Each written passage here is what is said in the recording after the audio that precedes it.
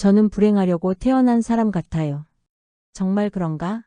특별히 나는 불행하다고 생각할 만한 경험이 있었는가? 노숙자로 태어난 카디자 윌리엄스도 자신의 삶의 불행이라는 낙인을 찍지 않았다. 우리에게도 딱히 불행한 이유는 없는 것 아닐까? 자기 암시는 영향력이 엄청나다. 계속 자신을 비난하다 보면 부정적인 생각이 계속 반복되고 비난 메시지가 자동화 사고로 이어진다. 이 같은 자동화 사고는 우울증의 뿌리가 된다. 왜 자신을 혐오하고 비난하는가? 당신은 이미 충분히 매력적이다. 삶은 생각하는 대로 굴러간다. 제발 자신에 대한 비난 메시지를 떨쳐내라. 스스로 자기 인생에 낙인을 찍을 필요는 없다. 인생은 한 방이 아니라 단 한 번이다. 카디자 윌리엄스는 자신에게 주어진 나쁜 환경을 극복하고 주변 사람들의 나쁜 주문에도 전혀 길들여지지 않았다. 나는 우리나라 여성들도 이런 당당함을 가졌으면 좋겠다. 그런 뜻에서 부정화 사고에서 벗어나는 연습을 지속적으로 해 나가길 바란다. 부당한 대우는 나 자신이 만든 것이다. 사랑을 얻기 위해 선택한 자기 침묵. 당신을 가족 내 포지션은 항상 양보하고 베푸는 기버인가? 아니면 받기만 하는 테이커인가? 가족일수록 기버와 테이커의 포지션이 고착되는 경향이 짙다. 간식을 사다 놓는 사람은 매일 사다 놓고 먹는 사람은 또 먹고만 한다. 베풀고 뒤끝이 생기지 않으면 괜찮은데 내적으로 상처받다 못해 골마 터진다면 이야기가 달라진다. 가족처럼 배려나 양보가 생각돼도 깨지지 않는 관계일수록 가족 내 포지션에 대해 고민하는 시간을 가져야 한다. 아무리 헌신해도 무조건 착한 딸에 대해서는 가족들이 고마워하거나 보답해야겠다고 생각하지 못하기 때문이다. 엄마, 밥 해주고 빨래해줘서 고마워. 아빠 돈 벌어오느라 고생 많았어. 이런 생각을 자주 하지 않는 것과 마찬가지다. 엄마가 밥하고 설거지하는 게 당연하듯 아빠가 돈을 버는 것이 당연하듯 당신이 착한 것도 당연한 일이다. 반면 싫고 좋고를 매일 표현하는 딸이라면 착한 일을 할 때마다 가족들은 고맙다고 표현할 뿐만 아니라 기호를 맞춰주려 노력한다. 이게 사람의 심리다. 맨날 나만 희생하고 너무 억울해요. 라는 생각이 드는가? 본인이 상황을 그렇게 만든 건 아닌지 고민할 필요가 있다. 가족에게도 욕구를 표현하고 요구하는 연습이 필요하다. 희생과 침묵만이 선이라는 생각을 버려라. 의사 표현을 분명하게 하는 사람에게는 아무리 가족이라도 함부로 대하지 않는다. 자기 침묵이란 중요한 사람과의 친밀감을 위해 당장의 불편한 감정을 찾는 행위를 가리킨다. 남자보다 여자에게서 자주 나타나며 불편한 감정을 억누르는 일이 욕구를 관철시키는 것보다 우선될 때 발견되곤 한다. 이렇게 얻은 가짜 평화는 감정을 담보로 얻은 것이기 때문에 결코 오래 갈 수 없다. 자기 침묵으로 일관하는 사람들의 특징. 가족과의 갈등으로 내원하는 사람들의 심정을 한마디로 정리하면 한이다. 마음에 한이 가득하니 가족에게 수저 하나도 내주기 싫다는 심정으로 병원에 찾아온다. 저희 언니는 어렸을 때부터 좋은 건 다 가졌어요. 옷도 신발도 도시락통도 예쁜 건 다 언니 몫이었죠. 옷도 한 번은 양보를 해줄 만도 한데 언니에 대한 원망을 털어놓은 경민 씨는 결혼 자금을 두고 언니와 신경전 중이었다. 자매가 같은 해에 결혼하는데 언니에게 혼수를 해주느라 집안에서 경민 씨에게는 한 푼도 못 해주는 상황이 되었기 때문이다. 반영이란 내가 한 행동에 대한 상대의 해석이다. 이 해석에 따라서 자신에게 돌아오는 피드백이 선이 되기도 하고 악이 되기도 한다. 자신의 취한 행동은 생각도 하지 않고 돌아온 피드백이 아니라고 해서 무조건 상대를 비난하는 것은 옳지 않다. 이 같은 관점에서 보면 경민 씨 언니에게는 절반의 책임밖에 없다. 큰소리 내는 것이 싫어서 자기 침묵만 고수한 경민 씨에게도 절반의 책임이 있다. 경민 씨는 암묵적으로 가족들에게 나에겐 그렇게 해도 돼 라는 메시지를 주었다. 그런 패턴이 싫다면 침묵을 깨고 목소리를 내는 훈련을 시작해야 한다. 처음에는 힘들겠지만 한 번, 두 번 시도하면 목소리를 내도 큰일이 일어나지 않는다는 걸 알게 된다. 설사 가족이 받아들이지 못해 불편한 감정을 주고받더라도 자신의 욕구를 관철시키는 일이 얼마나 어려운 일인지를 깨닫게 된다. 지금 이 관계에서 내가 진정 원하는 것이 무엇인가? 당신의 인생이 싱거운 이유. 어른들은 요즘 애들은 귀하게 커서 이기적이고 자기 주장이 강해라고 말하곤 한다. 하지만 사실 요즘 젊은 세대는 제대로 이기적일 줄 모른다. 본래 이기심이라고 하면 자신에게 유리한 방향으로 의사결정을 내리는 것을 말하는데 그들은 자기가 원하는 것을 어떻게 얻어내야 하는지 잘 모르는 경우가 많다. 자신을 우선순위에 두지 않고 타인의 요구에만 맞추느라 자기 욕구를 무시하고 참는다. 착한 딸 콤플렉스를 극복하고 싶다면 이제라도 자신의 욕구를 전하는 연습을 하라. 자기 침묵은 상대와의 갈등을 피하기 위해서 사용되는 것이지만 그것 외에 의사표현의 수단이 없기 때문에 사용되는 것이기도 하다. 예를 들어 벽에 구멍을 뚫고 싶을 때 내 손에 망치가 들려 있다면 자연스럽게 못을 찾을 것이다. 그러나 벽에 구멍을 내는 것은 드릴로도 쉽게 가능하다. 다양한 의사소통의 도구와 가면을 지니면 상황에 맞는 의사표현으로 자신이 원하는 것을 효율적으로 얻을 수 있다. 20년 넘게 자신의 욕구를 모르고 살았다면 하루아침에 알아내는 것 또한 쉽지 않은 일이다. 그렇다면 어떻게 하는 것이 좋을까? 예전에 우표 이론이라는 것을 접한 적이 있다. 우표 크기 종이에 메시지를 요약하는 연습을 말한다. 평상시 원하는 바를 종이에 적으면서 생각의 군더더기를 버리고 무의식 안에 있던 원 욕구를 떠올리는 방법이다. 인생을 건 선택 앞에 놓인 사람들. 성형수술을 받은 사람 중 수술이 정말 필요한 사람은 10%도 되지 않는다는 연구 보고가 있다. 이런 통계의 근거에 무분별한 성형을 걱정하는 사회적 목소리가 높고 성형수술 자체를 부정적으로 보는 사람도 많다. 하지만 사회가 아름다움을 강요하는 현실에서 외모 컴플렉스를 개인의 병리적인 문제로 몰기에는 다소 무리가 있다고 본다. 외모가 뛰어난 사람의 연봉이 더 높다는 연구 결과도 곳곳에서 나오고 있다. 매력 자본이라는 단어도 심심치 않게 쓰인다. 매력 자본이란 타인이 자신에게 매력을 느끼게 해서 더 많은 돈을 벌 수 있게 만드는 기술을 말한다. 때로는 정신과에서 성형을 권하기도 한다. 성형은 자신의 인생을 변화시키겠다는 결심에서 시작되는 적극적인 노력의 일환이기 때문이다. 그런 노력은 외모뿐만 아니라 우리 마음에도 영향을 미친다. 1시간 정도 헬스를 하면 대부분 운동 후 뿌듯함을 느낄 것이다. 자존감은 이 같은 뿌듯함으로부터 자라난다. 정신과에서 성형을 권하는 것도 마찬가지 맥락이다. 예뻐진 자기 모습을 볼 때 쾌락 중추가 자극되어 기분이 좋아지는 것도 성형의 또 다른 효과다. 기분이 좋아지면 세로토닌과 도파민이 분비되는데 이 신경 물질들은 즐거움, 활력, 만족, 행복감과 같은 긍정적인 정서를 유발한다. 그 덕분에 성형을 하면 이전보다 좀 더 당당한 사람처럼 느껴진다. 신체뿐만 아니라 정신적으로도 좀 더 아름다운 사람이 될 수 있는 셈이다. 그러니 성형수술 하고 싶으면 해라. 다만 성형외과 문을 두드리기 전에 몇 가지만 생각해 봤으면 한다.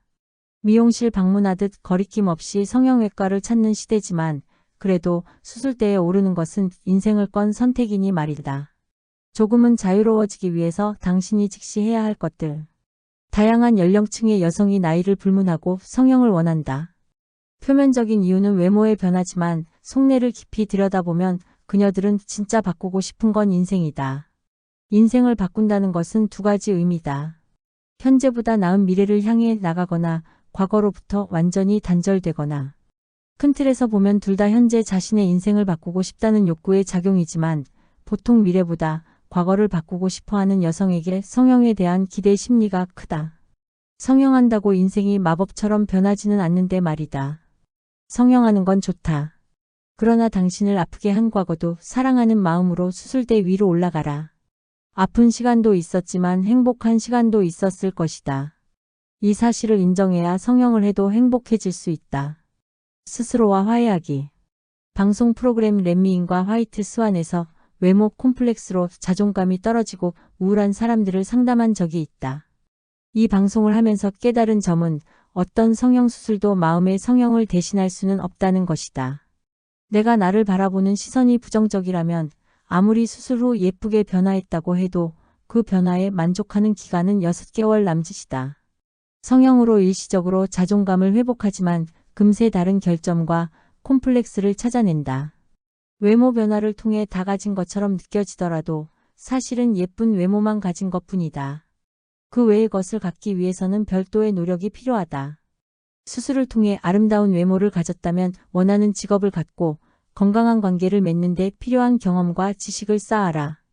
진정한 아름다움은 호감을 불러일으키는 태도, 좋은 습관, 라이프스타일, 커리어 등이 어우러질 때 비로소 완성된다. 성형만으로는 자기만족, 자아 성취 등을 이룰 수 없다. 모든 관심과 노력을 성형에만 쏟아붓고 그 밖에 다른 자원에는 관심조차 두지 않는다면 그것이야말로 진정한 의미의 성형 중독이다. 상황에서도 나 자신을 보호하는 게 먼저다. 나는 알지도 못한 채 태어나 날 만났고 내가 짓지도 않은 이 이름으로 불렸네. 걷고 말하고 배우고 난 후로 난 좀 변했고 나대로 가고 멈추고 풀었네. 가수 이소라 씨의 7집에 수록된 트랙구라는 노래의 가사다.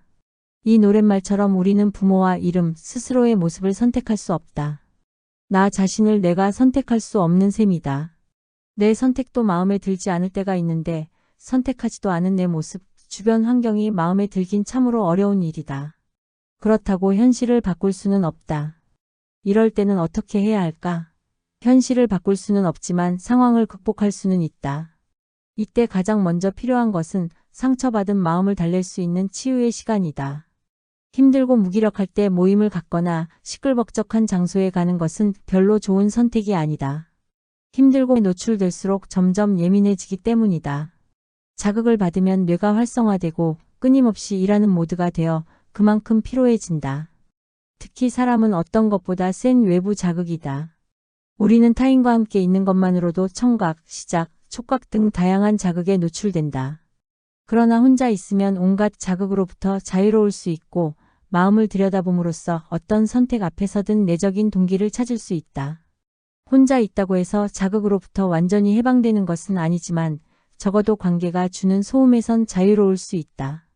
잠수를 타야겠다는 생각이 들면 친구를 포함해 주변 지인들로부터 고립되지 않도록 먼저 사회관계망 서비스 SNS나 개인 프로필에 잠수를 타겠다고 공지를 올려라. 그래야 지인들도 나를 배려해 줄 수 있고 관계가 흐트러지는 것도 막을 수 있다. 혼자 쉴 시간이 필요할 뿐인데 다른 사람들과 더 이상 관계를 유지할 의사가 없는 것처럼 보일 필요는 없다. 간혹 이럴 때일수록 혼자 있으면 안 돼. 살면서 그럴 수 있어 라고 말하며 힘든 시간을 견디는 사람을 수면 위로 끄집어내려는 친구들이 있다. 사람들과 어울릴 때 힘이 나고 회복되는 스타일이 아니라면 단호하게 거절하라. 덧붙여주면 사람이 웅크린 시간을 갖고자 한다면 꼭 기다려주자. 가끔은 요란한 말보다 깊은 침묵이 더 큰 위로가 된다. 나 자신에게 사기치지 않기. 리더십은 기업가나 정치인에게만 필요한 능력이 아니다. 인생 경영에도 필요하다. 일과 삶의 균형, 돈과 시간 관리, 재능 및 관계 관리 등 삶에서 리더십이 요구되지 않는 영역을 찾기가 어려울 정도다. 그중 선택하는 용기는 청춘에게 가장 필요한 리더십이다. 여기서 말하는 선택은 어와비를 놓고 그중 하나를 결정하는 좁은 개념이 아니다. 인생 전체를 이끄는 넓은 개념이다.